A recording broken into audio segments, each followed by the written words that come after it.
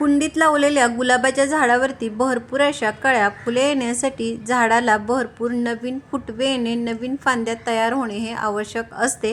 कारण झाडावरती जी पण कळ्या किंवा फुले ही जास्त प्रमाणामध्ये लागतात ती या नवीन फांदीवरतीच ही लागत असतात. तर झाडाला भरपूर नवीन फुटवे येण्यासाठी त्याला योग्य ती खते देणे हे आवश्यक असते. गुलाबाच्या झाडाला खते देण्याबरोबरच झाडाची चांगली वाढ होण्यासाठी, भरपूर कळ्या फुले येण्यासाठी याच्यावरती काही कामे देखील हे करणे आवश्यक आहे. नमस्कार, स्वागत आहे तुमचे आपले यूट्यूब चॅनेल SP गार्डनिंग मराठीमध्ये. आज आपण गुलाबाच्या झाडाविषयी माहिती पाहणार आहोत.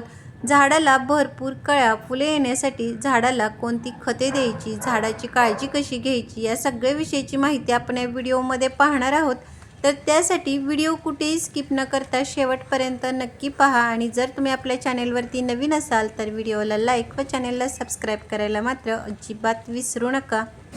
गुलाबाच्या झाडाची आपण थोडी काळजी घेतली, त्याला वेळोवेळी योग्य ती खते दिली तर हे झाड वर्षभर आपल्याला भरपूर अशी फुले हे देत राहते. मात्र भरपूर फुले मिळण्यासाठी झाडाला खते देण्याबरोबरच झाडावरती काही कामे करावी लागतात. म्हणजे झाडावरती एकदा फुले येऊन गेली की पुन्हा नव्याने फुले येण्यासाठी ही झाडाची छाटणी करावी. छाटणी केल्यामुळे झाडावरती अशा प्रकारे भरपूर नवीन फुटवे येतात.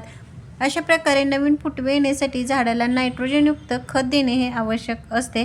तर आज आपण ज्या 2 खतांचा वापर करणार आहोत त्यातील हे जे पहिले खत आहे ते म्हणजे हे शेणखत आहे.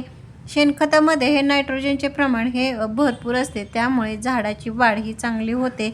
झाडावरती भरपूर असे नवीन फुटवे येऊन तयार झालेल्या ज्या फांद्या आहेत त्या मजबूत देखील होण्यासाठी शेणखत हे अतिशय फायदेशीर उपयुक्त असे आहे. मात्र जेव्हा तुम्ही शेणखताचा वापर हा झाडांना खत म्हणून करतात तेव्हा ते नेहमी जुने आणि चांगले कुजलेले असेच घ्यावे. शेणखताबरोबर आपण अजून एका खताचा वापर करणार आहोत, हे आपण पाहणार आहोतच. पण झाडाच्या या कुंडीतील माती देखील ही अधूनमधून अशा प्रकारे हलवून थोडी मोकळी करावी.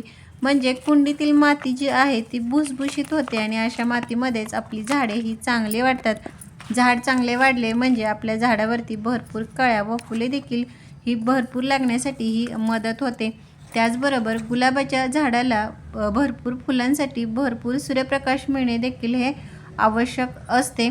झाडाला जर भरपूर सूर्यप्रकाश मिळाला नाही तर झाडावरती भरपूर फुले ही लागणार नाहीत. त्यामुळे गुलाबाचे झाड लावलेली जी कुंडी आहे ती नेहमी अशा ठिकाणी ठेवायची ज्या ठिकाणी या झाडाला दिवसभर कमीत कमी 4 ते 5 तास एवढे तरी भरपूर असे हे ऊन मिळेल. म्हणजे आपली झाडे ही चांगली वाढून झाडावरती भरपूर फुले ही लागत राहतील. कुंडीत लावलेल्या या गुलाबाच्या झाडाच्या चांगल्या वाढीसाठी याला पाणी देताना देखील हे प्रमाणशीर देणे हे आवश्यक आहे. झाडाला पाणी हे अगदीच कमी किंवा जास्त हे कधीही द्यायचे नाही. तर कुंडीतील मातीमध्ये हा नेहमी ओलावा राहील इतपत या झाडाला पाणी मिळणे हे आवश्यक आहे. तर त्यासाठी जेव्हा तुम्ही झाडाला पाणी द्याल तेव्हा कुंडीतील माती हे चेक करून झाडाला पाणी द्यावे. म्हणजे कुंडीतील माती ही वरच्या बाजूची 1 ते 1.5 इंच ही कोरडी होईल तेव्हाच या झाडाला पाणी हे द्यायचे आहे. शेणखताबरोबर आपण ज्या दुसऱ्या वस्तूचा वापर करणार आहोत ते म्हणजे हे अंड्याची टरफले आहेत. अंड्याची टरफले देखील झाडांसाठी अतिशय फायदेशीर असे आहेत.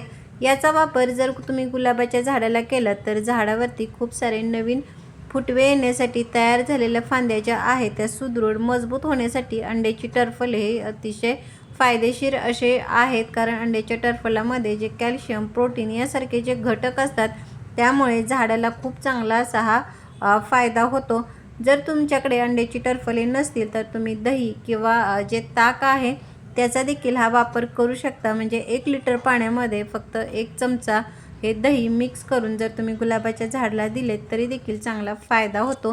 आता आपण जे शेणखत आणि जे अंड्याची टरफले गुलाबाच्या झाडाला देणार आहोत ती झाडाला देण्यापूर्वी झाडाच्या बुंद्याभोवती अशा प्रकारे गोल वर्तुळ करून घ्यायचे आणि एका झाडासाठी एका अंड्याची टरफले आणि 1 ते 2 मुठी हे शेणखत आपल्याला हे द्यायचे आहे. अशा प्रकारे जर तुम्ही गुलाबाच्या झाडाला शेणखत आणि अंड्याच्या टरफलांचा वापर केलात तर झाडावरती भरपूर अशी नवीन फुटवे येण्यासाठी ही मदत होईल.